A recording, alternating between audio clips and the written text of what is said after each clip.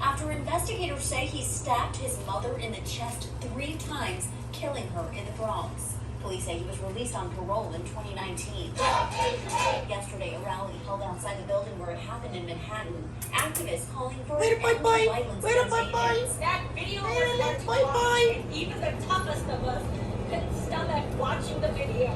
But I don't want you to look away, because that is what we have been living with. The Asian American community has been living with for the last 13 months. They also questioned the actions, or what appear to be lack of action, taken by the workers in that building. We should never, ever, ever just stand by and watch a violent act take place. Under every single circumstance, you must do something if you see something.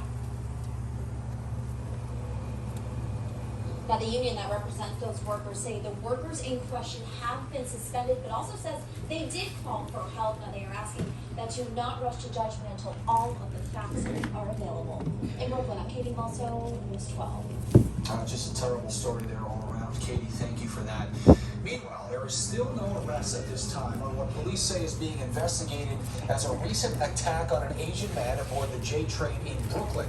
You can see the man in the black shirt there punching that victim multiple times before putting him in a chokehold until he passes out. The NYPD Hate Crimes Task Force is asking anyone with information to give police a call.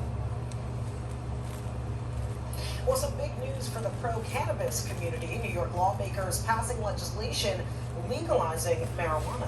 News 12's Joanna Hernandez has the details on what happens next before weed becomes legal in the Big Apple. Joanna. Aisha, Anthony, this means once the governor signs this bill, eventually people 21 and older will be able to head to their local dispensary and buy marijuana and use it legally. This will make New York the 15th state to allow recreational marijuana. Officials have been very vocal how this will not only change police enforcement, but also help the economy. Governor Cuomo is expected to sign this legislation into law soon. According to the bill, New Yorkers can expect to see legal sales of weed starting sometime next year. During that time leading up to that, a system will be put in place to regulate the industry and issue business licenses. This bill will allow people over the age of 21 to have up to 3 ounces of pot in their possession.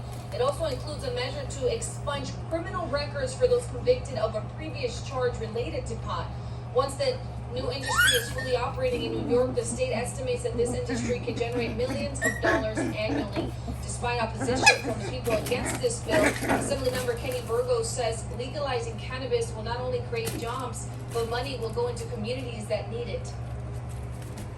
This bill is estimated to produce over $350 million in tax revenue, and we're using 40% of that for community grants to work on things such as banking, mental health services, and all sorts of community investment. And I'll list a few here.